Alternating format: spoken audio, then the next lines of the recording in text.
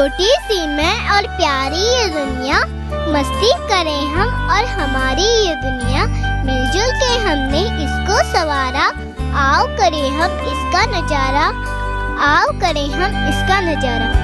ये नजारा है नन्ही आंखों को सुंदर सपना दिखाने का, मासूम से चेहरे पर मुस्कान लाने का, हाथ की रेखाओं में किस्मत की नई कहानी लिखने का, आने वाले कल के ख्वाबों में रंग भरने का। जिसके दम से है ये नजारे, जिसकी छाया में जिएंगे सारे, जिसका प्यार पालेगा इन सबको, जिसके आ जाने से आ जाती है हर चेहरे पर खुशी, ऐसी हैं अनुराधा बख्शी।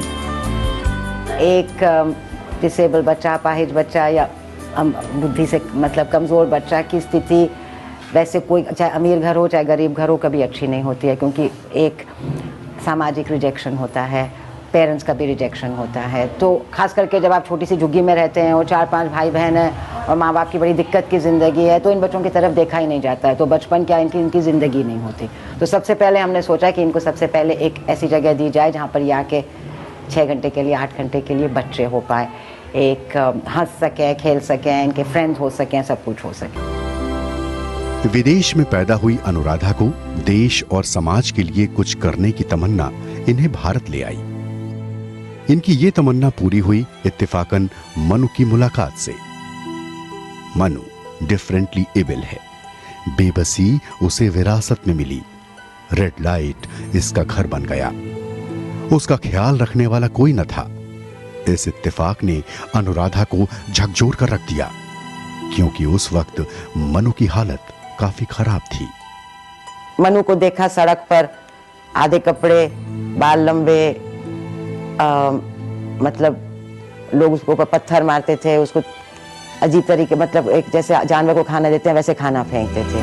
मनु से मिलकर अनुराधा के दिमाग में ये सवाल उठा कि क्यों हमारे समाज में ऐसे बच्चों को उस तरह स्वीकार नहीं किया जाता जैसे नॉर्मल बच्चों को। अनुराधा ने इस सवाल का जवाब तलाशा, मनु की हालत बेहतर करके। दूसरों का मोहताज मनु आज अपने कई काम कर सकता है। यहीं से अनुराधा ने एक सिलसिला शुरू किया, जिसका लक्ष्य न सिर्फ डिफरेंटली एबल की मदद करना है, बल्कि उन्हें समाज में अपने दम पर जीना सिखाना भी है। तो मनु की तरफ जब देखा और जब देखा कि मनु भाई 25-26 साल का लड़का है, लगता है वो 12 का, और उसके लिए कोई साधन नहीं है इंडिया में, कोई इंस्टीट्यूशन नहीं है, तब ये इस बात समझ में आए कि भाई अगर मनु को मदद करनी है तो उसी सड़क में जहाँ वो पैदा हुआ है, उसी सोसाइटी में उसको फिर से एक जगह देनी है। अनुराधा बख्शी के मन में ये सुंदर सपना बहुत पहले जन्म ले चुका था। इस सपने का नाम श्री गोवर्धन ट्रस्ट रखा गया। इस ट्रस्ट का ही एक प्रोजेक्ट है, प्रोजेक्ट वाई।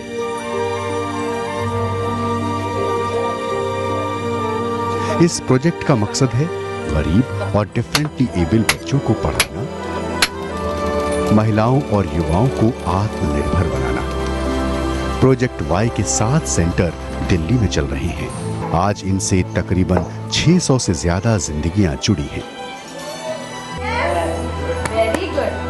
डिफरेंटली एबल बच्चों को ठीक करने में अनुराधा के कदम से कदम मिलाकर चल रही हैं उनकी बेटी शमिका।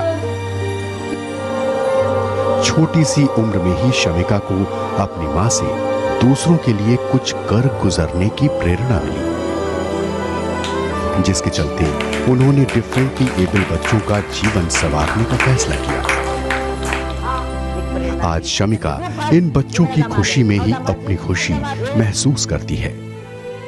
एक्चुअली इन्होंने काफ़ी मुझे सिखाया है।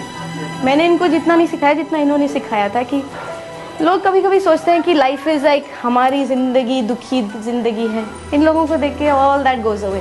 लगता है कि ये जब है तो you are happy, you don't need to complain about anything. Anuradha ने डिफरेंटली एबल बच्चों के साथ उन गरीब बच्चों के लिए भी काम करने की शुरुआत की, जिनका बचपन इन झुग्गियों की गलियों में ही सिमट कर रह गया था। माँ बाप के पास 2 वक्त की रोटी के अलावा कुछ और सोचने तक की फुर्सत न थी, तो तालीम के बारे में सोचना तो बहुत दूर की बात थी। कहीं ये बचपन इन गलियों में ही गुम न हो जाए, इसलिए अनुराधा इन्हें अपनी ममता के आशियाने में ले आई और एक क्रच की शुरुआत की।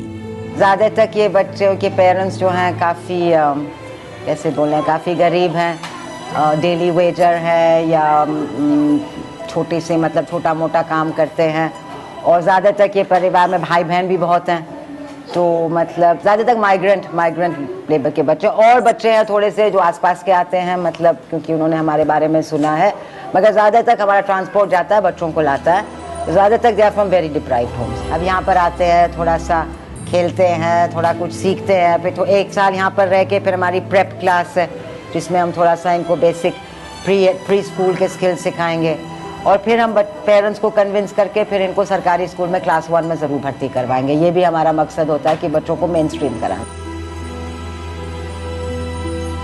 अनुराधा की मेहनत से की गई परवरिश ने इन बच्चों के दिल और दिमाग पर एक ऐसी छाप छोड़ी है जो पल पल रंग बदलते जीवन में बेहतर ढंग से जीने का रास्ता दिखाएगी।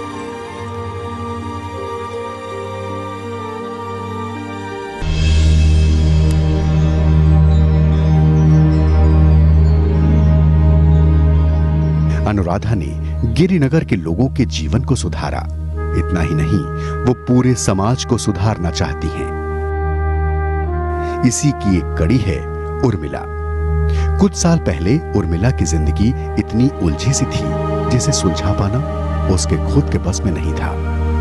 टाइम में बहुत सास ससुर के बहुत इतनी तरीके से वो सताते थे, इतने तरीके से मारते थे, डांटते थे। मेरे हस्बैंड को दिमाग की थोड़ी प्रॉब्लम थी, मतलब उनके मम्मी पापा ने मतलब जो कहते हैं कि तंत्र मंत्र होता है, मेरे ससुर जी जानते हैं, उन्होंने खुद कर दिए थे।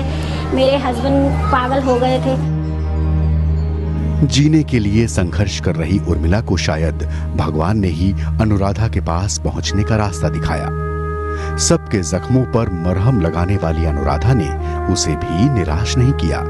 पढ़ाया, लिखाया और अपने यहाँ नौकरी देकर उर्मिला को अपने पैरों पर खड़ा कर दिया। जीने की चाह छोड़ चुकी उर्मिला आज दूसरों को पढ़ाकर बेहतर जीवन जीने का सबक दे रही है।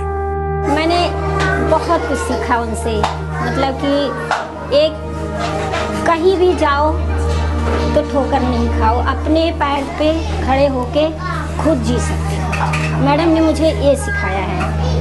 उर्मिला प्रोजेक्ट वाई के ऑटो से हर रोज इन बच्चों को लेने के लिए झुग्गी झोपड़ियों में जाती है।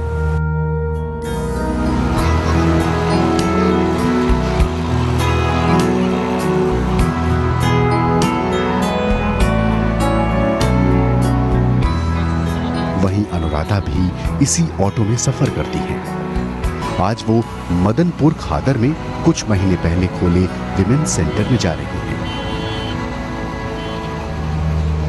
इस इलाके में भी पहले हालात ज्यादा ठीक न थे। बच्चे ठीक से पढ़ न पाते तो महिलाओं की हालत भी बदतर थी। इसी को सुधारने के लिए इस सेंटर की नींव रखी गई। अनुराधा का मकसद न सिर्फ बच्चों को पढ़ाना बल्कि उनके दिलों में तालीम की अहमियत का जज्बा भी पैदा करना है। हेलो, हाँ जी अंकल जी, अंकल जी आ जाओ जल्दी से आ जाओ। बड़े बच्चों को पढ़ाने के साथ ही यहाँ पर छोटे बच्चों के लिए क्रच भी चलता है। जादू की जप्पी देखते, पहले हम चश्मा ऊपर करते हैं, ठीक है, और फिर आप की पप्पी दे, ओ एक और पप्पी देना, और मैं इसके अलावा दूसरे कई केंद्रों की तरह यहाँ पर भी औरतों को कपड़े सिलना, कढ़ाई करना और ज्वेलरी डिजाइन करना भी सिखाया जाता है। कपड़े सिलने और कढ़ाई से इनकी जरूरतें पूरी होती हैं और ज्वेलरी डिजाइन से आर्थिक स्थिति ठीक होती है। ये सभी झुग्गियों में रहने वाली गरीब औरतें हैं।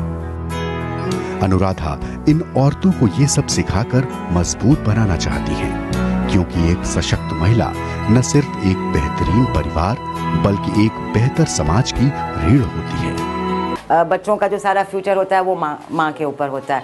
माँ जो सीखेगी, माँ करेगी तो जाके उनके बच्चों को ही मतलब उसका जो है वो लाभ मिलेगा। तो basically it's based on that. इनको सिखाने वाली 3 औरतों के पास आसरा नहीं, इसलिए अनुराधा ने उन्हें यहाँ आशियाना दे रखा है। उन्हीं में से एक है झुनू मंडल। उसे गरीबी और बीमारी ने घेर रखा था। उसका बेटा कढ़ाई में गिरकर जल गया था, जिसकी नन्ही सी जान अनुराधा की कोशिशों से बची। मैं इनके घर में गई और पूरी पट्टी वट्टी इस बच्चे की बंधी थी और एक सफदरजंग हॉस्पिटल का एक पेपर था जिसमें लिखा था chances of survival nil, sent home. अब उस दिन नहीं पता क्या हुआ इस बच्चे के बीच में, इस माँ की तरफ देख के तो कहीं ना कहीं मैंने बोला नहीं, ये बच्चा बिल्कुल ठीक हो जाएगा। तो एक महीने तक तो इसकी मतलब मुस्कुराहट हंसी कुछ नहीं थी, सिर्फ इसमें दर्द था। मगर हम बहुत लड़े और हमने मतलब पूरी कोशिश करी और धीरे धीरे धीरे ये ठीक होता गया। इसके अलावा अनुराधा ने झुनू का भी इलाज कराया। उसके बच्चों को बोर्डिंग स्कूल में पढ़ने के लिए भेजा। अनुराधा ने इलाज के बाद झुनू को सिर छुपाने का आसरा और नौकरी दोनों ही चीजें दी। इस तरह आज झुनू की जिंदगी एकदम बदल गई है। अब इतना मेरा कोई परेशानी नहीं है और इतना मेरे को कोई चिंता नहीं है, भावना नहीं है। दोनों बच्चों को देकर रखा हूँ, बस आता है मिलने के लिए 1 महीना 2 महीने के बाद आता है मिलने। मैं इतना तक तो मैं कहती हूँ, मैडम को बुराई करूँगी मैं, मगर अच्छा ही बोलूँगी, कोई गलत नहीं बोलूँगी। जहां इंसान अपने पैरों पर खड़ा नहीं हो पाता, वहीं अनुराधा दूसरों को आत्मनिर्भर बनाती है।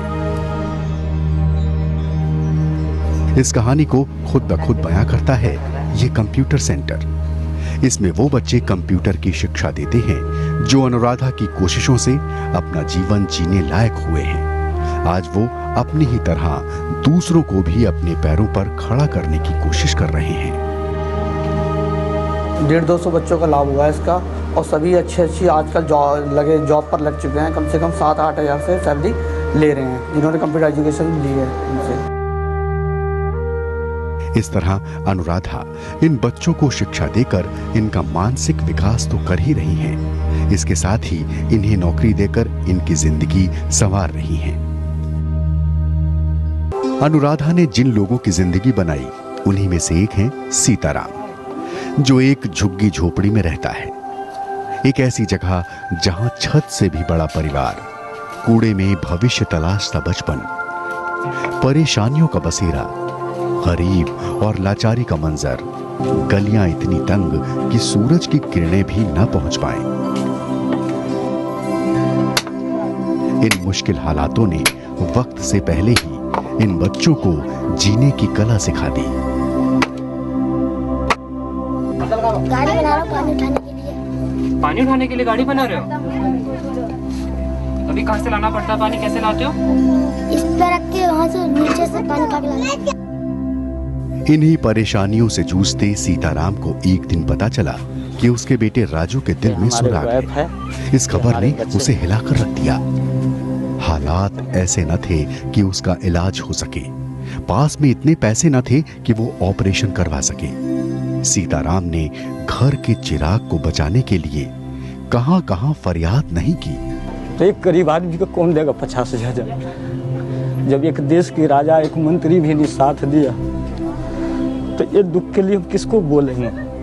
एक कैंप में भी आए हैं तो एक पैसे वाला तो बोला सीताराम तेरा बेटा का भी जिंदगी बेकार हो जाएगा, तेरा घर भी बर्बाद हो जाएगा। यार इसके बहुत दुखी होगा, किसी से बात नहीं करते थे, रोते थे इंडिया गेट में जाकर वही माता जी लग जो आज मेरे बेटा को जिंदगी दी है।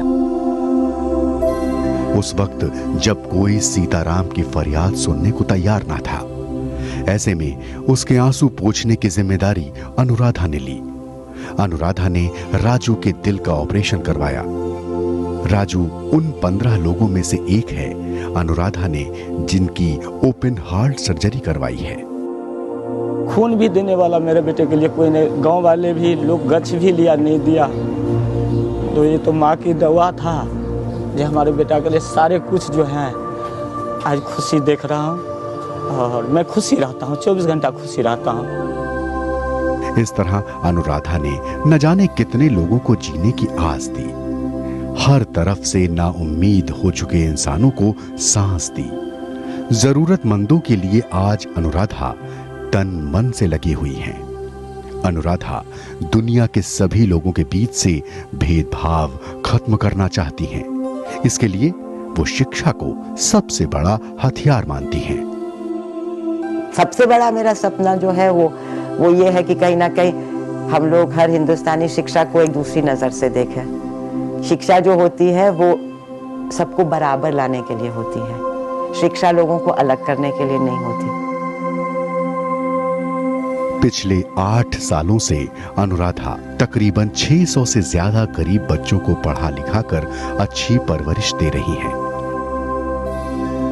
और हमेशा दूसरों की मोहताज रहने वाली महिलाओं को अपने पैरों पर खड़ा कर रही हैं। अनुराधा चाहती हैं कि सभी लोग अपनी जिम्मेदारियां समझें और उसे फर्ज समझकर निभाएं। सोच के इस दायरे से बाहर निकलें कि सरकार ही कुछ करेगी, तभी हमारे समाज का सुधार मुमकिन है। मैं सिर्फ ये कहना चाहती हूँ कि हम सबको ये सोचना चाहिए कि हम आज की स्थिति के लिए कितने जिम्मेदार हैं, और एक बार हमें वो जिम्मेदारी के बारे में समझ आ जाए तो उसके आगे हमको ये देखना चाहिए कि हम क्या कर सकते हैं। ये नहीं इंतजार करना चाहिए कि सरकार क्या करेगी या दूसरा क्या करेगा, मगर हम क्या कर सकते हैं। और अगर ये भावना सब में आ जाए तो हिंदुस्तान जरूर बदलेगा। अनुराधा ममता का वो आंचल है जिसके साए में मायूस जिंदगियां खिलखिला उठती हैं, बेचारगी विश्वास में बदलती है और घिसिटती हुई जिंदगी नए रूप में निखर उठती है। नतीजतन हर चेहरे पर आई मुस्कान बस यही सबक दे जाती है। मैं कोई नाव नहीं जो दरिया पार करा सकूं, तिनका होकर भी मैंने साहिल पर पहुंचाया है।